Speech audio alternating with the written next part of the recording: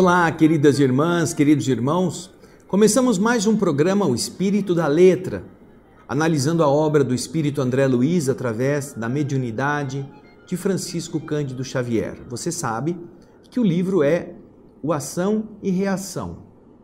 Nós estamos no capítulo 9, a história do Silas, uma história trágica, uma história dolorosa, que fala da fraqueza, da ambição, do egoísmo, que faz as pessoas meditarem sobre seus próprios impulsos, como nós vivendo no mundo material, muitas vezes presos a bens, a poderes tão transitórios. No programa anterior, você acompanhou o relato que Silas fez da sua própria tragédia. Hilário, André Luiz, Clarindo e Leonel estão ouvindo, assim, atônitos, meio abobados. André questiona consigo mesmo, será que ele está inventando tudo isso só para impressionar ou realmente isso tudo aconteceu? Porém, o relato é tão candente, com detalhes tão precisos, que seria uma peça de extrema elaboração mental, teatral quase, se não fosse verdade, não é mesmo?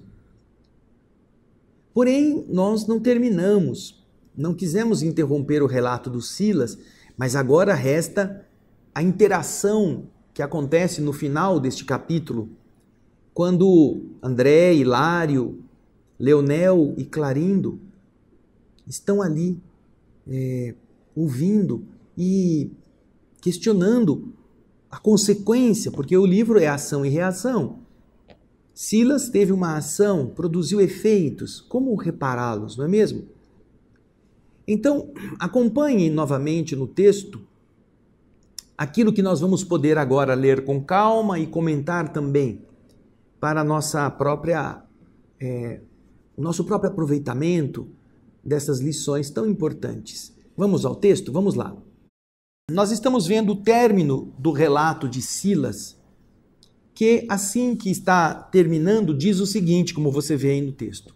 Silas relanceou o olhar tristonho sobre nós, como procurando ver, identificar o efeito de suas palavras e disse, depois que eu desencarnei, porém, isso não bastou para eu pagar minhas tremendas culpas. Desequilibrado mentalmente, dementado, depois do sepulcro, atravessei meses cruéis de terror e desequilíbrio. Entre os quadros vivos, não eram imaginações fumarentas, não, eram quadros vivos que se exteriorizavam da minha mente presa às criações que ela mesma havia produzido. E eu fiquei assim, nesse perturbar a mim próprio, até que fui socorrido por amigos de meu pai. Meu pai, que tinha morrido um pouco antes, já estava a caminho da sua recuperação e seus amigos vieram até mim para socorrer-me também. E então, me unindo a meu pai, passei a empenhar todas as minhas energias na preparação do futuro. Nós preparamos o futuro, ele também. Nós temos que ver os erros e preparar o conserto, ele também. Depois de alguns instantes de pesado silêncio, diz André, Silas concluiu. Como vocês podem ver, a fascinação pelo ouro foi o motivo de minha perda. Tenho necessidade de grande esforço no bem e de fé vigorosa para não cair outra vez, porque é indispensável que eu me consagre a uma nova experiência entre os homens. Ouvindo isto da boca do Silas, Leonel e Clarindo não se achavam mais surpreendidos do que eu e Hilário, que nos havíamos habituado a encontrar em Silas um admirável companheiro, aparentemente sem aflição e sem problemas. Então foi Leonel quem rompeu a pausa, o silêncio, perguntando ao assistente que havia emudecido, como se ele próprio, Leonel, fosse subjugado pela força das suas próprias lembranças, das suas próprias memórias. Leonel então pergunta: você vai voltar para a carne assim tão brevemente? Tão rápido? E o Silas então suspirou, dizendo: ah, meu amigo, quem me dera a alegria de regressar tão apressadamente quanto possível, disse o chefe da nossa expedição, algo ansioso. E continuando, diz Silas: o devedor está inevitavelmente ligado ao interesse dos credores. Assim, antes de tudo, antes de eu voltar, é indispensável que eu venha encontrar minha madrasta no vasto país de sombra em que nos achamos, para iniciar a difícil tarefa da minha liberação moral. E eu, André Luiz, emocionado, perguntei: como assim? Encontrar a madrasta, a Aida? E Silas, abraçando-me, disse: sim, meu amigo. Meu caso pessoal não é útil simplesmente a Clarindo e Leonel, que estão procurando a justiça pelas suas próprias mãos, o que muitas vezes apenas quer dizer violência e crueldade. Mas o meu caso pessoal também ajuda você e a Hilário, que estão estudando neste momento a lei do karma, ou seja, da ação e reação. Aqui somos obrigados a recordar novamente a lição do Senhor: ajudai aos vossos inimigos. Porque sem que eu mesmo auxilie a mulher em cujo coração criei uma importante adversária de minha paz, eu não posso receber-lhe o auxílio fraterno, sem o qual não reconquistarei minha serenidade. Volta o texto aí. Olha o que ele está falando. Aqui somos impelidos a recordar a lição do Senhor: ajudai os vossos inimigos. Por quê? Se eu não pegar aquela mulher que, ferida no seu coração pela minha culpa, se transformou em adversária da minha paz, se eu não ajudá-la, eu não poderei receber dela esse auxílio fraterno que nós chamaremos de perdão, que nós chamaremos de desculpa, para que eu possa reconquistar a minha serenidade. Eu me vali da fraqueza de Aida para atirá-la ao despenhadeiro da perturbação, fazendo-a mais frágil do que já era em si mesma. Ela estava fraca, estava débil, e eu explorei essa debilidade. Agora, eu e meu pai, que lhe complicamos o caminho, somos naturalmente constrangidos a ir buscá-la, a reerguê-la, a ampará-la, a devolver-lhe o equilíbrio relativo na terra, para que nós venhamos a solucionar, a resolver, pelo menos em parte, a nossa imensa dívida. E ouvindo essa expressão, Hilário, afoito, perguntou: seu pai? Seu pai também? Você quer dizer o seu pai? E o assistente retrucou: sim, como não? Meu pai e eu, que somos assistidos, somos ajudados por minha mãe. Lembram a mulher católica, romana, sincera, devotada, que fez de tudo para ele ser um bom médico? Minha mãe, hoje nossa benfeitora nas esferas mais altas, nos ajuda. Estamos associados no mesmo empreendimento. Nossa própria regeneração moral em busca do levantamento de Aida, sem o que não conseguiremos desintegrar o visco envenenado do remorso que nos aprisiona o campo mental nas faixas inferiores da vida terrestre. É assim que nos cabe reencontrá-la a benefício de nós mesmos. Tão logo a divina misericórdia nos permita semelhante felicidade, meu Pai, envolvido no amor e na renúncia de minha mãe, que com ele retornará à carne física, ela se vestirá de uma nova expressão corpórea no plano das formas, e os dois, ela e meu Pai, na mocidade terrena, retomando os laços humanos do casamento, vão nos recolher por filhos abençoados. Aida e eu seremos irmãos pelas teias consanguíneas. De acordo com nossas aspirações, que o céu haverá de proteger diante da magnanimidade divina, eu novamente serei médico no futuro, mas agora ao preço de um imenso esforço, para que eu me consagre à beneficência, a fazer o bem usando o conhecimento, e nela recuperando minhas valiosas oportunidades perdidas. Minha madrasta, que, por certo, viverá sofrendo deplorável intoxicação da alma nos tenebrosos abismos, será socorrida em momento oportuno, e não obstante o tempo longo de assistência que nos reclamará neste plano, para que ela se possa refazer, sem dúvida renascerá em um franzino corpo físico, junto de nós, de maneira a sanar as difíceis psicoses que estará adquirindo sob o domínio das trevas. Psicoses que vão lhe marcar a existência na carne sob a forma de estranhas enfermidades mentais.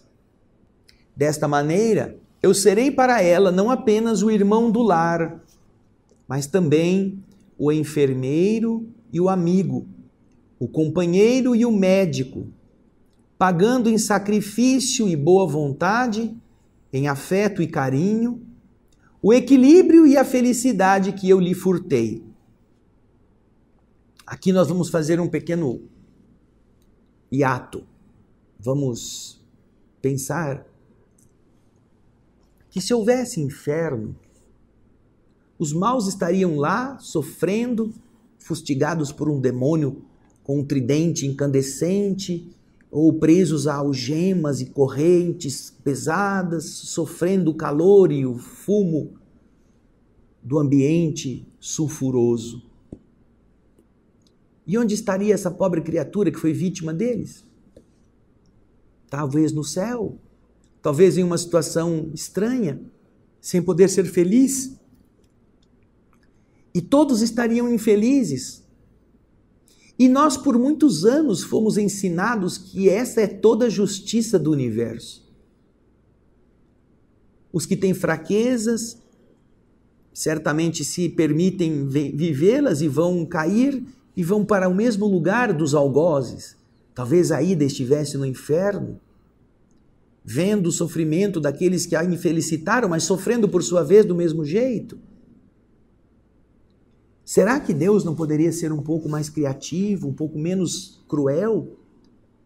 Este raciocínio bastante torpe, mas que se tentou utilizar para que os homens e mulheres pudessem pelo menos se opor a certas fraquezas e tentar resistir ao pavor do inferno, não encheu o paraíso de anjos, não é mesmo? Nós não vemos, ao longo da jornada humana, um contingente angelical subindo da experiência física com medo de encontrar Satanás, o chifrudo. Não vemos. Nós apenas vemos multiplicarem-se as fraquezas, multiplicarem-se os crimes, a maldade, os arroubos de crueldade. Apenas vemos o vício ganhar campo. Parece até que os homens já não temem nem o demônio. Porque esta é uma criação ilógica, é uma criação bastante fugaz para um adulto. Pode impressionar a criança, como o Saci Pererê, a mula sem cabeça, o boitatá, ou algumas dessas cantigas de ninar que assustam o boi da cara preta. Mas adultos já não dormem mais com essas musiquinhas. Se alguém disser assim, olha, não vai ali porque o Saci vai pegar você, é capaz até de mais gente querer ir ver o Saci para ver se realmente encontra o bicho. Então, o que nós estamos vendo é a falência do modelo punitivo, arrogante e indiferente, que os próprios homens inventaram para tentar coibir a queda. Mas aqui nós vemos a lógica do amor, fazendo com que os responsáveis voltem para devolver as suas vítimas, arcando com o custo daquilo que eles resolveram fazer e transformando o sofrimento de outrora em devotamento agora. Só isto nos limpa. Não é o demônio, não é as diatribes do inferno que nos vai fazer mais cristãos e angelicais. Não. Nós precisaremos perceber que somos capazes de errar, porque o erro é próprio do atraso espiritual. Mas que nós podemos consertar o erro devolvendo às pessoas que prejudicamos aquilo que tomamos dela, seja em esperança, seja em alegria, seja em patrimônio, seja em afetividade. É então isto que Silas está contando. Ele e o pai se responsabilizaram. Ele porque tramou tudo. O pai porque envenenou a moça. Se não tivessem feito isso, a moça estaria viva. Poderia estar vivendo em harmonia com o genitor de Silas. Então os dois têm que reparar este drama.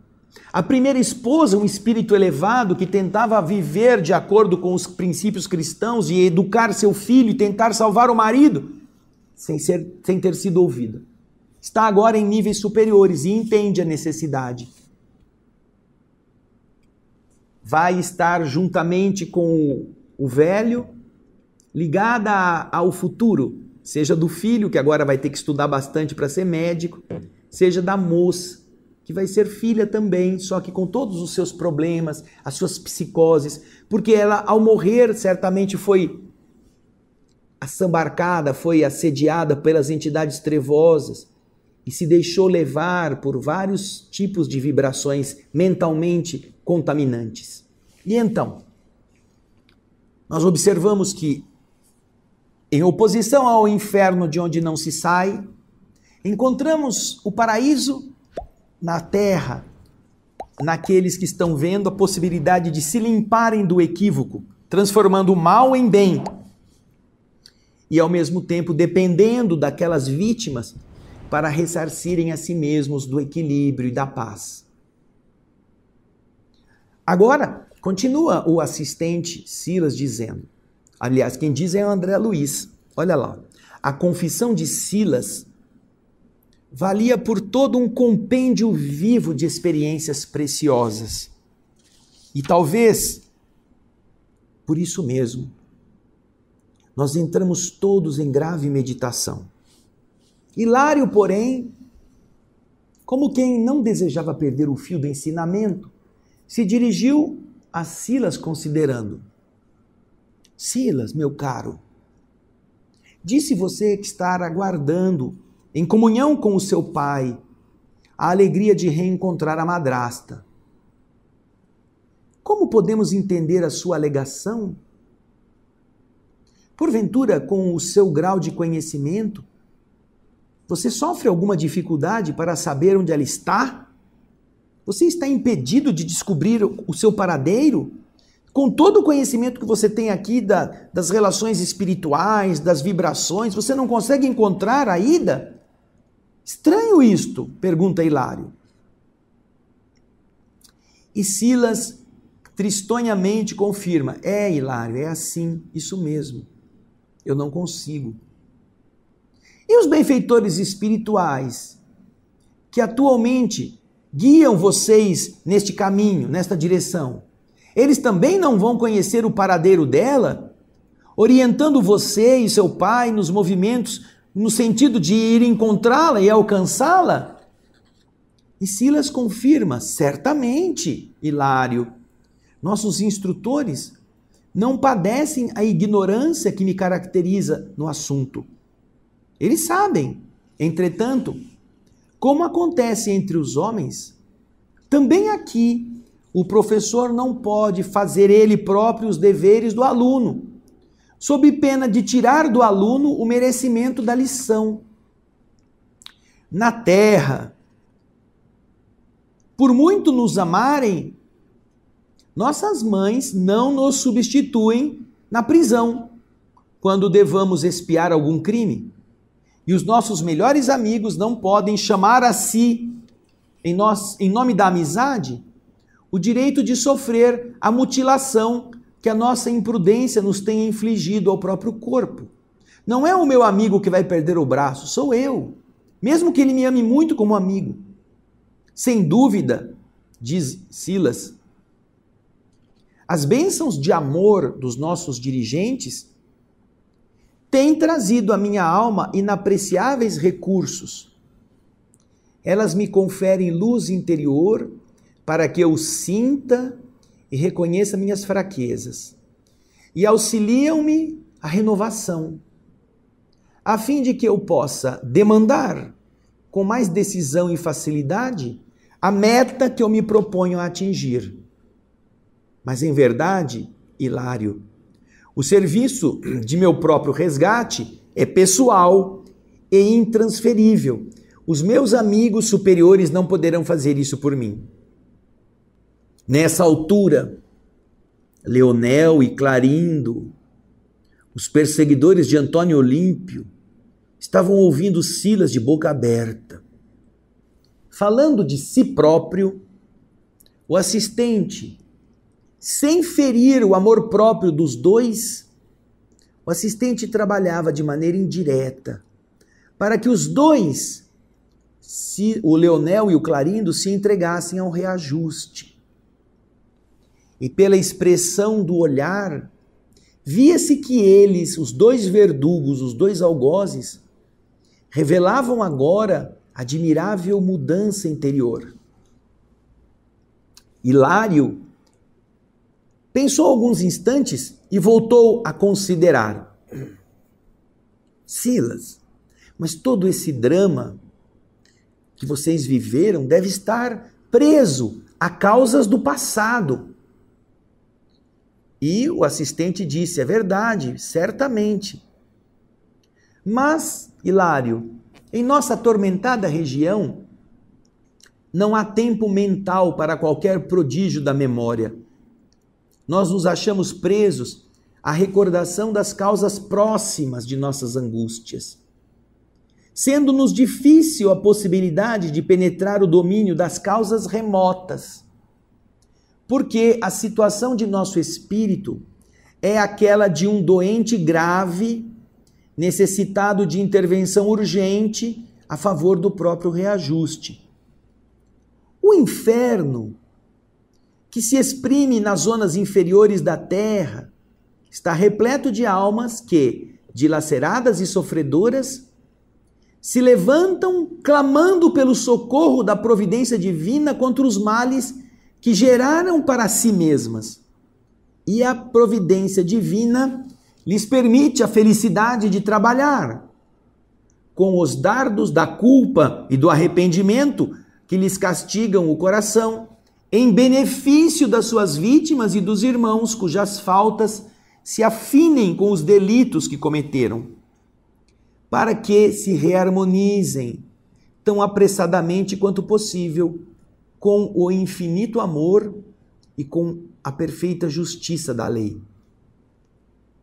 Paguemos nossas dívidas, que respondem por sombras espessas em nossas almas. E então o espelho de nossa mente, onde estivermos, refletirá a luz do céu, a pátria da divina lembrança. Desta forma, compreendemos que Silas auxiliava Clarindo e Leonel, identificando ambos como irmãos de luta e aprendizado, no que, sem dúvida, ampliaria os próprios méritos. Muitas inquirições explodiam em pensamento no meu acanhado mundo íntimo.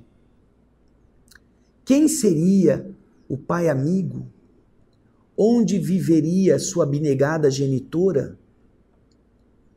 Ele ainda esperava gastar longo tempo na procura da madrasta infeliz?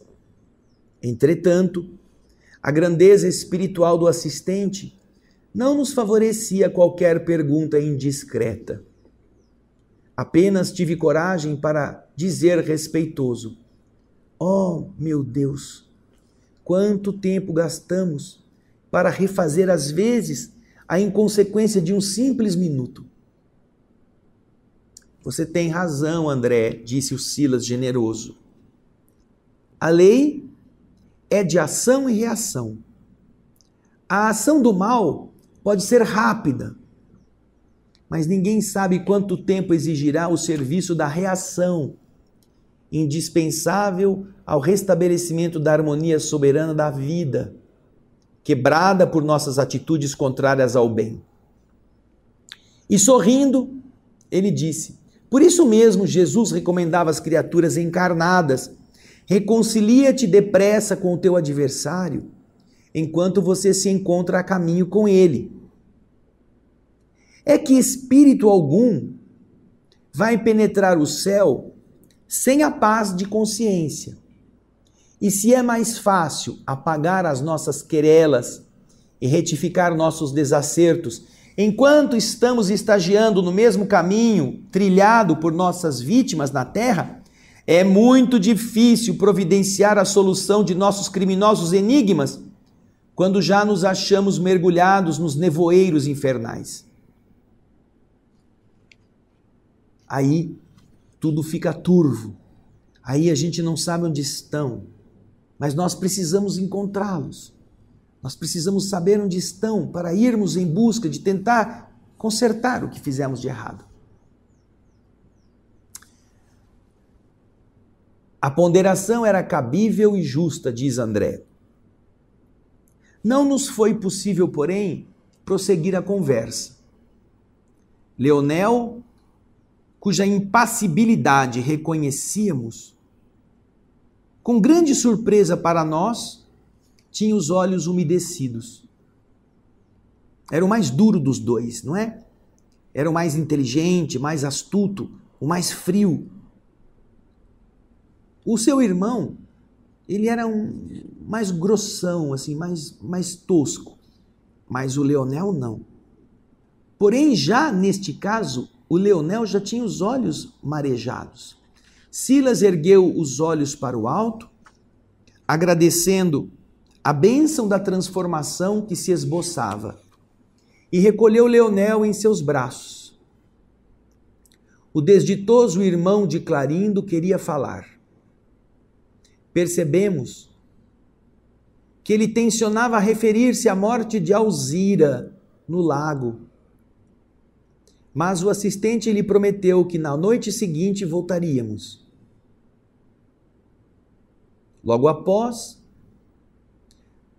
voltávamos, mas nem Hilário nem eu nos animamos a conversar com o denodado companheiro, que, melancólico, havia entrado em expressivo silêncio.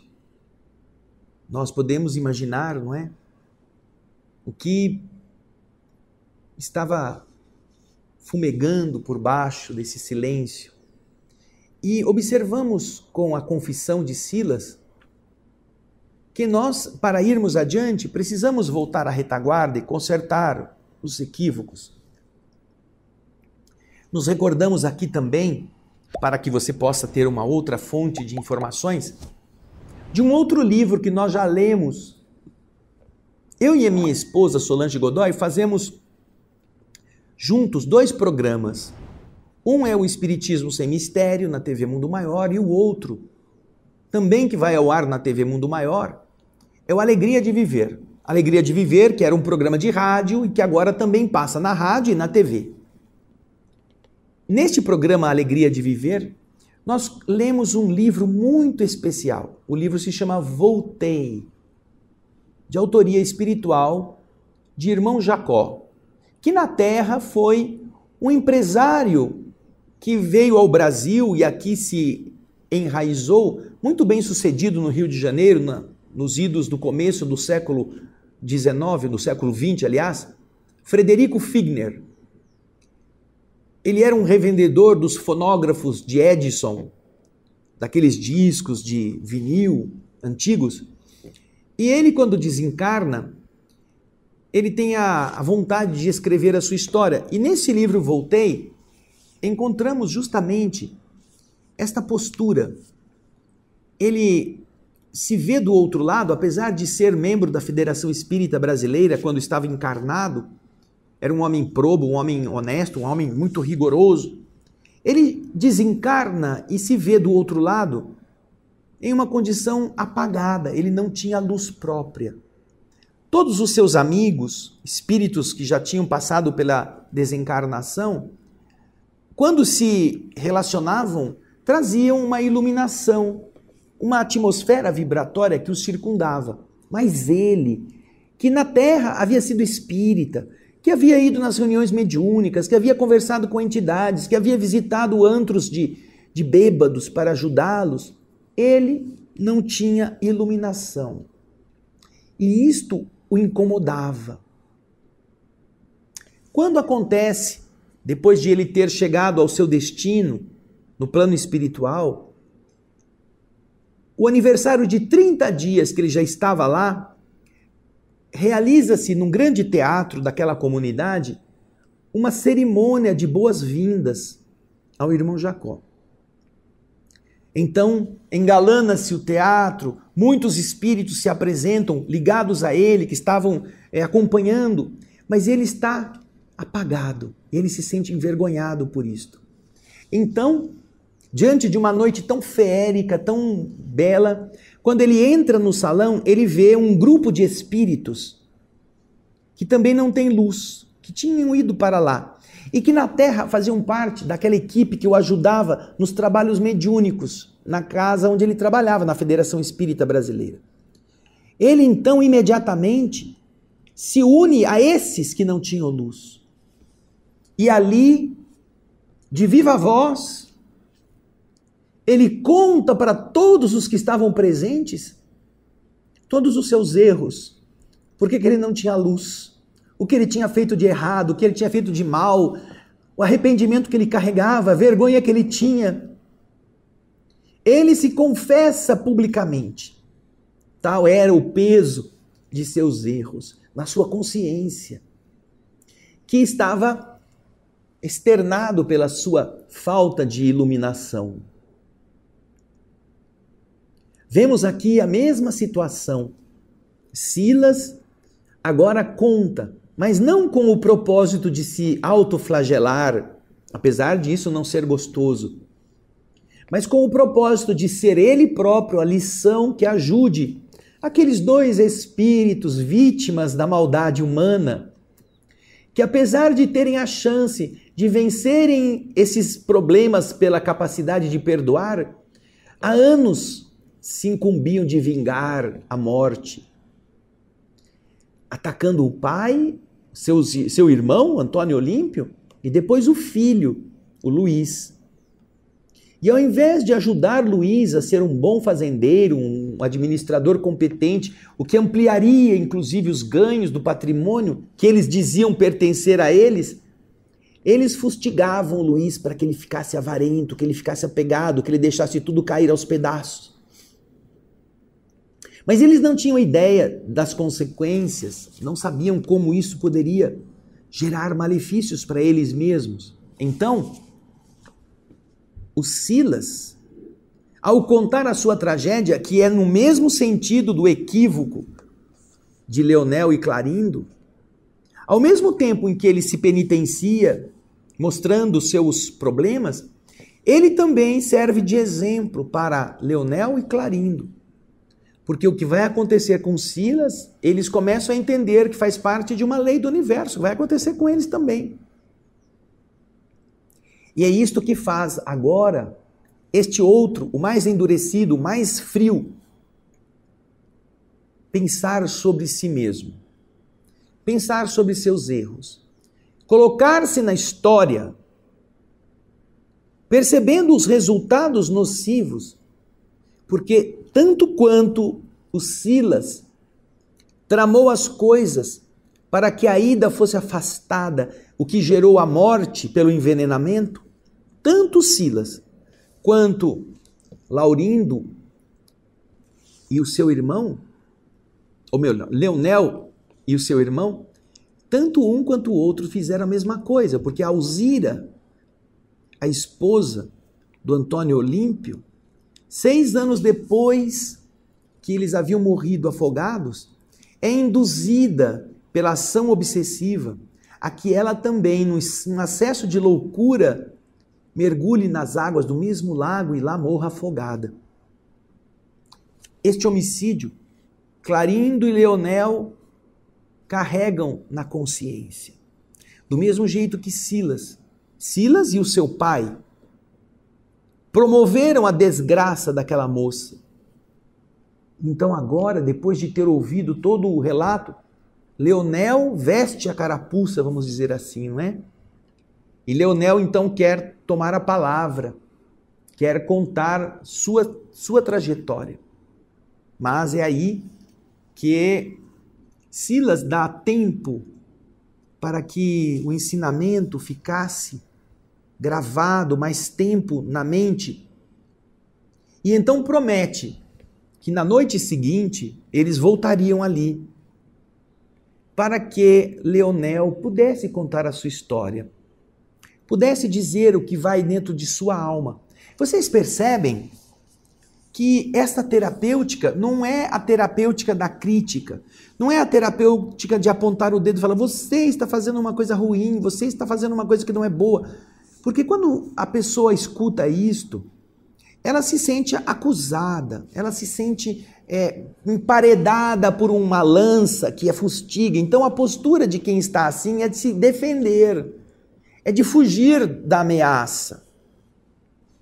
Mas não foi esta a forma pela qual o Silas ensinou. O Silas que passou por essa situação é o próprio Leonel, é o próprio irmão Clarindo. Os dois estão se vendo na cena que Leonel ou que Silas está contando. E agora estão se vestindo com as mesmas tintas, com os mesmos ambientes, as mesmas atitudes, a mesma ambição. E vão entender agora que isso vai ter consequência para eles também. Então o Silas vai ter que voltar, vai ter que ser agora o médico com muito esforço, e vai ter que cuidar da irmã que ele ajudou a empurrar no abismo. Nossa, se ele vai ter que fazer isto, nós vamos ter que fazer isso com a Alzira. Nós temos uma dívida com ela, porque ela não nos fez mal, mas nós fizemos mal a ela. Meu Deus, será que isso vai pesar em nós? Vejam só, como o exemplo educa, sem apontar acusações, críticas. Eu me recordo, na história dos santos da igreja, que velhinho, cansado, quando ele já não era mais o dirigente da ordem dos franciscanos, Francisco de Assis, doente, era visto de madrugada com uma vassoura na mão, varrendo o convento enquanto os outros franciscanos dormiam. Varrendo. Ele que havia fundado a ordem e agora já não era mais o seu dirigente, porque a ordem havia ganhado uma dimensão muito maior em termos de importância, de oficialidade, e agora havia disputas entre os que queriam dirigir. Francisco se afasta e ele passa a fazer aquilo que a ordem aconselhava, a humildade e o trabalho.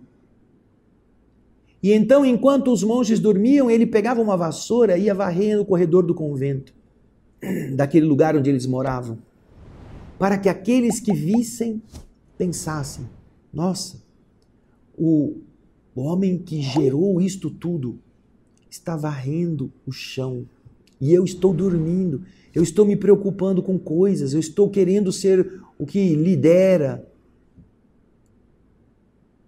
E então perguntavam a ele, por que você está fazendo isso?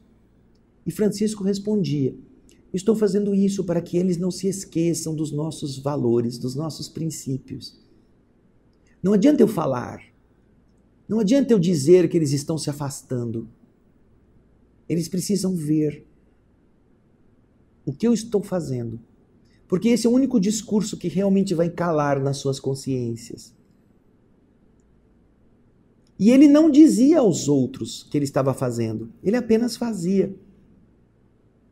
E olhando aquele velho, aquele espírito já alquebrado fisicamente, por tantos sacrifícios, por tanta humildade, isso envergonhava a consciência daqueles que entraram na ordem por outros motivos, não para serem humildes, mas para ganharem realce. Quantas religiões não estão cheias de espíritos arrogantes, orgulhosos, altivos, que querem exatamente fazer o que aquela instituição diz para não fazer. Querem liderar pelo mando, pela opulência. Não querem viver de acordo com as regras. Porém, é fazer as coisas como se deve fazer. É dizer as coisas que você viveu, como Silas fez, para que os outros meditem, para que os outros percebam. E assim, quem sabe, possam adotar uma outra postura. É o exemplo, não é a crítica. Às vezes o alerta é bem-vindo quando existe intimidade entre as partes, num tom fraterno, num tom de generosidade, num tom de conversação.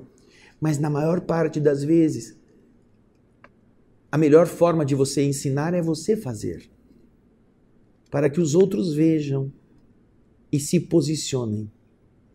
Nós vamos, na próxima semana, dar início ao capítulo 10º.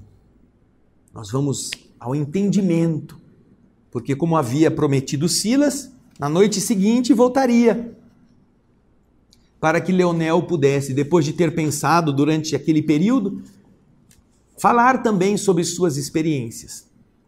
Porque não se esqueçam, os espíritos estão ajudando Antônio Olímpio com a participação de Alzira, da mesma forma que com a participação da mãe de Silas, a que estes espíritos que se endividaram possam se reencontrar e se corrigir. Desta maneira, precisam que Leonel e Clarindo comecem a entender que vão precisar voltar, até para receberem de volta aquilo que lhes fora tirado. Mas isso é assunto para o capítulo 10. Vai lendo, não fica esperando aqui não. Pega o livro, baixa o livro em PDF, procure o livro em alguém, pede emprestado, vai anotando no papel as coisas interessantes, vai fazendo um resuminho dos assuntos, porque isso vai fazer muita diferença para nós. Este livro diz diretamente ao que nós somos. Se não no dinheiro, na vaidade, no orgulho, na arrogância, na importância, no poder, na beleza, tudo isso são recursos. É ouro para a nossa fraqueza.